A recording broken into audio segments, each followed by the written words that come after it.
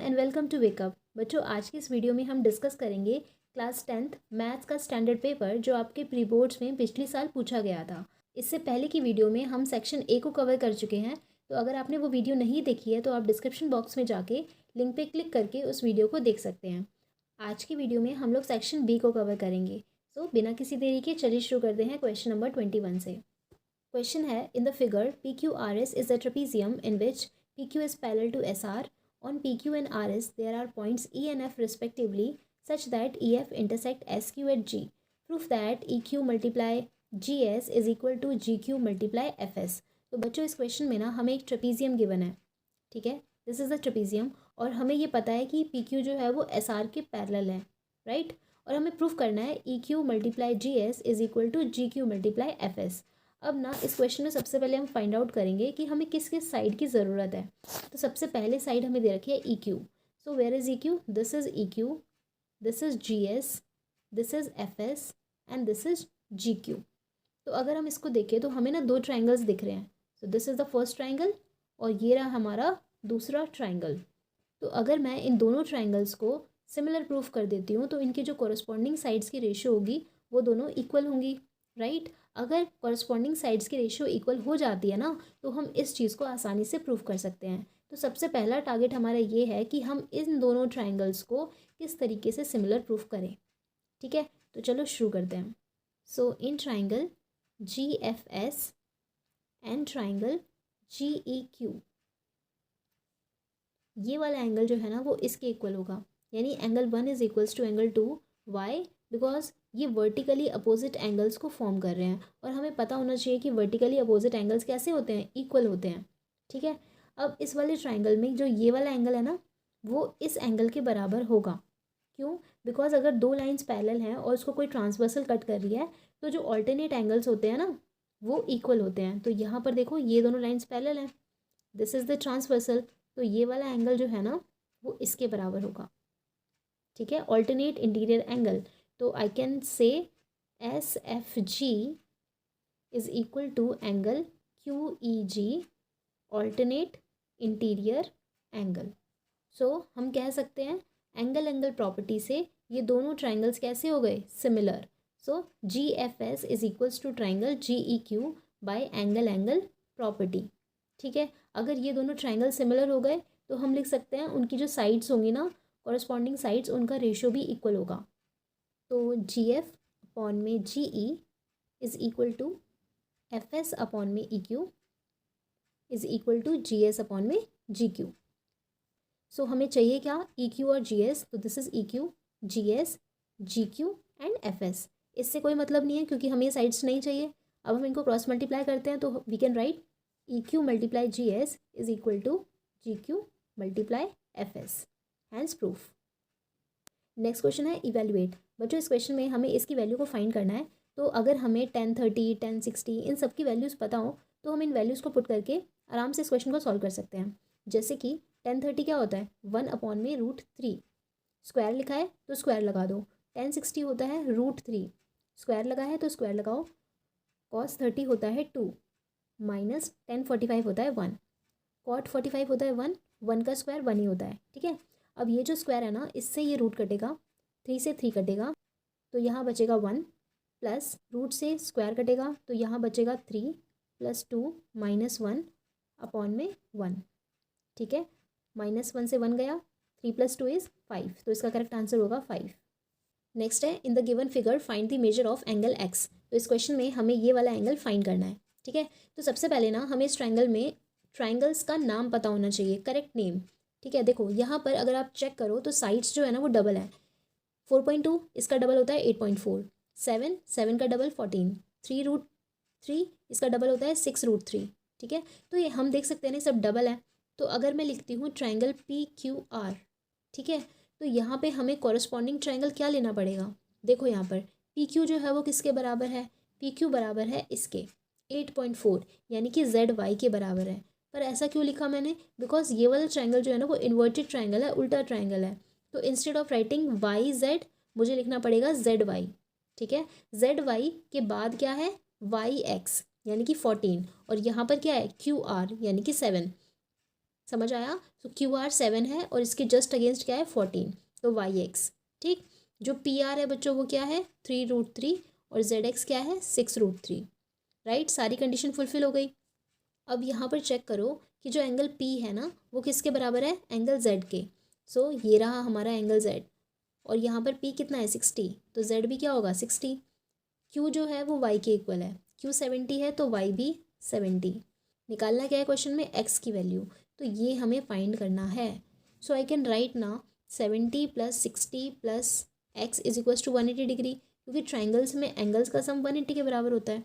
तो अगर मैं एक्स को सॉल्व करूँगी तो ये क्या हो जाएगा 180 - 130, तो एक्स की वैल्यू हो गई 50।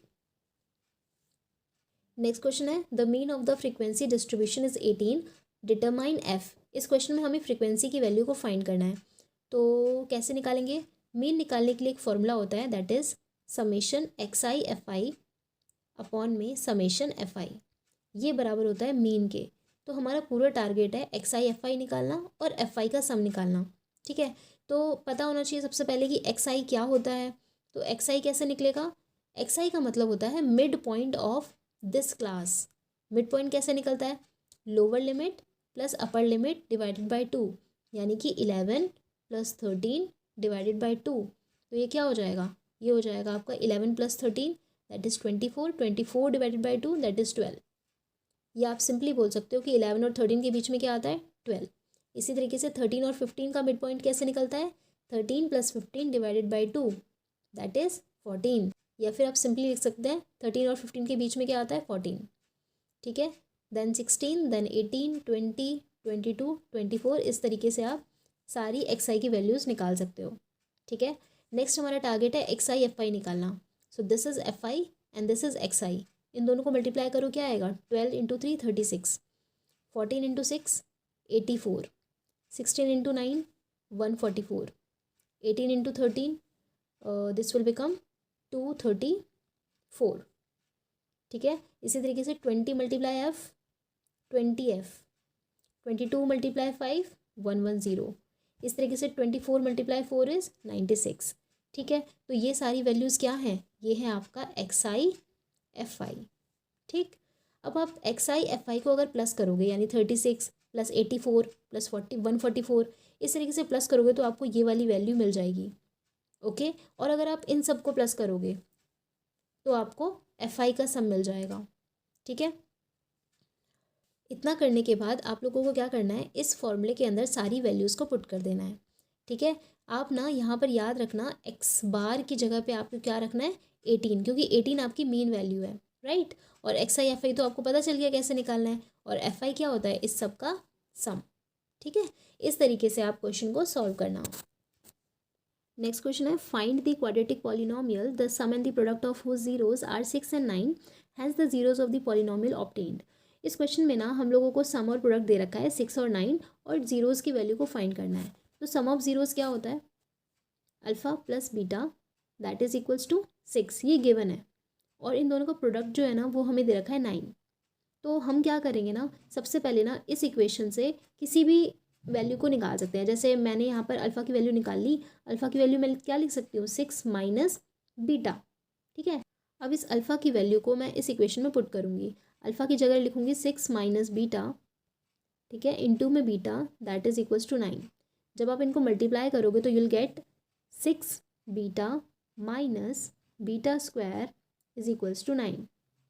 ठीक है, अगर आप इसको जनरल फॉर्म में लाओगे तो ये बन जाएगा beta square -6 beta + 9 is equals to 0। So this is the quadratic equation. अब इस क्वाड्रेटिक इक्वेशन को स्प्लिट करके हम बीटा की वैल्यू को फाइंड कर सकते हैं। Right, beta square -6 beta + 9 is equals to 0। तो ये है हमारी क्वाड्रेटिक इक्वेशन। इसको हम मिडिल टर्म स्प्लिट से सॉल्व करते हैं। सो जब आप इसको स्प्लिट करोगे तो क्या बनेगा 3 बीटा -3 बीटा, क्योंकि मल्टीप्लाई करने पर हमें इन दोनों का प्रोडक्ट चाहिए होता है और प्लस करने पर हमें बीच वाला नंबर चाहिए होता है, प्लस या माइनस करने पर। ठीक है, तो हम इसको लिख सकते हैं इस तरीके से। नाउ इसमें से कॉमन क्या निकालेंगे, इसमें से कॉमन आ सकता है बीटा, तो अंदर क्या बचेगा बीटा -3। यहाँ से क्या कॉमन निकालेंगे -3 को कॉमन निकालेंगे तो अंदर क्या बचेगा, बीटा -3। तो बीटा -3 इज इक्वल्स टू 0 रखेंगे, बीटा -3 इज इक्वल्स टू 0 रखेंगे। तो बीटा की वैल्यू कितनी आ गई, 3। यहाँ पे भी बीटा की वैल्यू 3। तो बीटा की वैल्यू अगर 3 है तो अल्फ़ा की वैल्यू कैसे निकलेगी, तो जो फर्स्ट इक्वेशन थी ना उसके अंदर आप बीटा की वैल्यू को पुट कर देना। तो अल्फ़ा की वैल्यू आ जाएगी 6 - 3 दैट इज़ 3। नेक्स्ट हमसे बोला है find the zero of the polynomial 6x² -3 -7x and verify the relationship between zeros and the coefficient. तो अगर हमें जीरोज़ को निकालना है ना तो उसके लिए हमें करना होता है मिडिल टर्म स्प्लिट। तो सबसे पहले हम क्वाड्रेटिक इक्वेशन को लिख लेते हैं, उसके बाद हम इसका मिडिल टर्म स्प्लिट करेंगे। तो इसको लिख सकते हैं हम -9x + 2x -3, क्योंकि हमें बीच वाले नंबर को इस तरीके से स्प्लिट करना होता है ताकि मल्टीप्लाई करने पर ये दोनों का नंबर आए, यानी 6 3 18 बनना चाहिए, और प्लस या माइनस करने पर बीच वाला नंबर यानी कि -7 बनना चाहिए। ठीक है, अब इन दोनों में से कॉमन निकालेंगे 3x, तो अंदर क्या बचेगा 2x - 3। इसमें से +1 को कॉमन निकालेंगे तो अंदर बचेगा 2x - 3। तो हमारे जो फैक्टर्स आ गए वो ये रहे फैक्टर्स।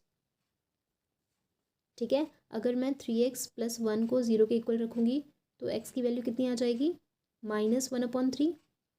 और अगर मैं यहाँ पर इसको इक्वल्स टू 0 रखूँगी तो x की वैल्यू आ जाएगी 3/2। तो मेरे पास x की दो वैल्यूज़ आ गई, -1/3 और 3/2। ठीक है, अब मुझे वेरीफाई करना है ज़ीरोज़ और कोफिशिएंट के बीच का रिलेशन। ज़ीरोज़ और कोफिशिएंट के बीच के रिलेशनशिप को फाइंड करने के लिए हमारे पास दो फॉर्मूले हैं। सबसे पहला फॉर्मूला है सम ऑफ ज़ीरोज़ का। सम ऑफ ज़ीरोज़ का मतलब होता है -b/a। b का मतलब क्या होता है, जो आपका x के साथ कोफिशिएंट जुड़ा है यानी कि -7, और a का मतलब होता है x² के साथ जो कोफिशिएंट जुड़ा है वो। ठीक है, तो यहाँ पर b क्या है, -7, और a क्या है, 6। तो ये बन गया आपका 7/6। और हमारी ज़ीरोज़ क्या हैं, अल्फ़ा प्लस बीटा। अल्फ़ा की वैल्यू क्या है, -1/3, और बीटा की वैल्यू कितनी आई थी, 3/2। ये दोनों रूट्स आए थे ना पीछे हमारे, इनको सॉल्व करते हैं तो क्या आएगा, 7/6।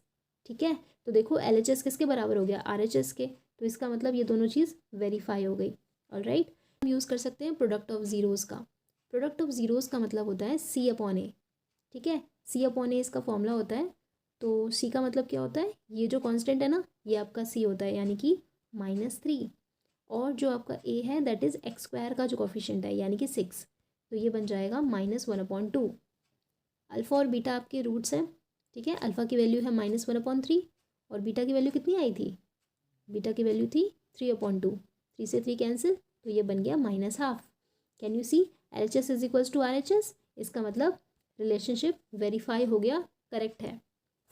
नेक्स्ट क्वेश्चन है, if the roots of the equation x² + px + q is equals to 0 are double in the value of to the roots of 2x² - 5x - 3 is equals to 0, then find the value of p and q। इस question में हमसे बोला गया है कि इस equation के जो भी रूट्स आएंगे ना वो डबल होंगे किसका, इसके जो रूट्स होंगे।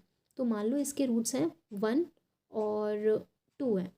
ठीक है, तो इसके रूट्स जो हो जाएंगे ना वो 2 और 4 हो जाएंगे, यानी 1 का डबल 2, 2 का डबल 4, इस तरीके से। ठीक है, तो सबसे पहले हम क्या करेंगे ना, सबसे पहले हम इस इक्वेशन से रूट्स निकालेंगे। रूट्स निकालने के बाद इसके रूट्स भी मिल जाएंगे क्योंकि इसका डबल ही करना है, तो इसके रूट्स भी हमें मिल जाएंगे। रूट्स मिलने के बाद उन दोनों ही रूट्स को एक एक करके इस इक्वेशन में पुट करेंगे। ठीक है, उससे क्या होगा, हमारे पास दो इक्वेशंस बनेंगी p और q के टर्म्स में, और फिर हम उन दोनों को एलिमिनेशन मेथड से सॉल्व करेंगे। एलिमिनेशन मेथड से हमें p और q की वैल्यू मिल जाएगी। ओके, तो सबसे पहले हम इसको मिडिल टर्म स्प्लिट से सॉल्व करते हैं। सो मिडिल टर्म स्प्लिट करने पर क्या आना चाहिए, मल्टीप्लाई करने पर 6 आना चाहिए, और प्लस या माइनस करने पर बीच वाली टर्म आनी चाहिए। तो हम इसको लिख सकते हैं -6x + 1x is equals to -3। ठीक है, इसमें से कॉमन निकाल लेते हैं। जो 2x कॉमन आएगा तो अंदर बचेगा x - 3, और इसमें से +1 कॉमन निकालेंगे तो अंदर बचेगा x - 3।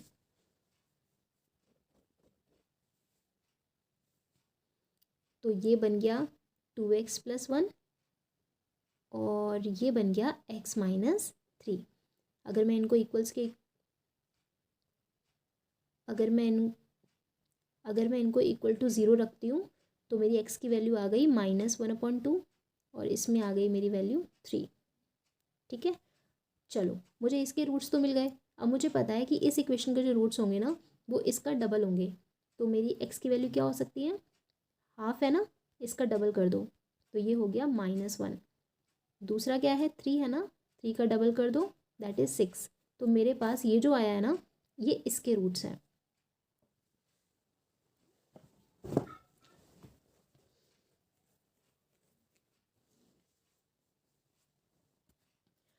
अब मैं अलग अलग करके एक बार -1 की वैल्यू इसमें रखूँगी और एक बार 6 की वैल्यू इसमें रखूँगी। ठीक है, so put x is equals to -1। तो जहाँ पर भी आपको x दिख रहा है ना वहाँ पर -1 लिख दो। तो -1 का square plus p1 plus q is equals to 0। तो ये हो जाएगा 1 plus p plus q is equals to 0। तो इसको हम लिख सकते हैं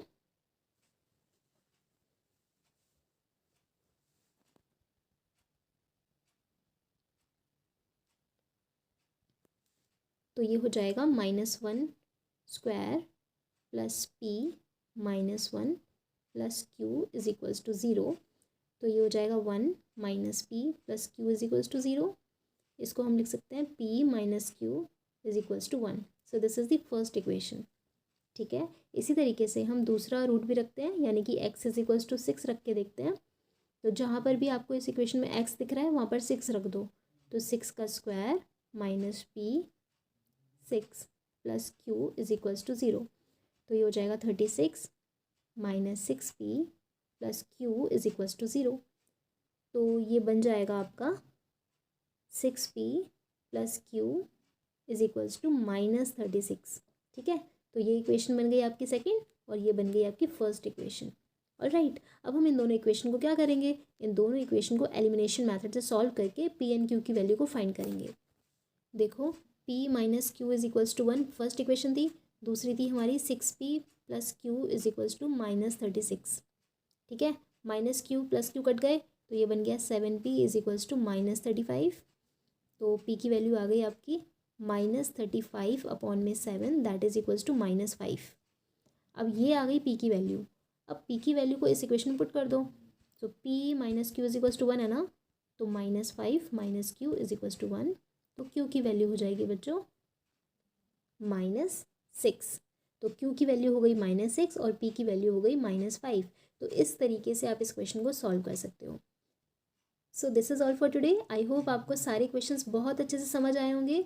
अगर आपको ये वीडियो पसंद आई है तो आप इस वीडियो को लाइक करो, शेयर करो, सब्सक्राइब करो और ज़्यादा से ज़्यादा लोगों तक इस वीडियो को पहुँचाओ।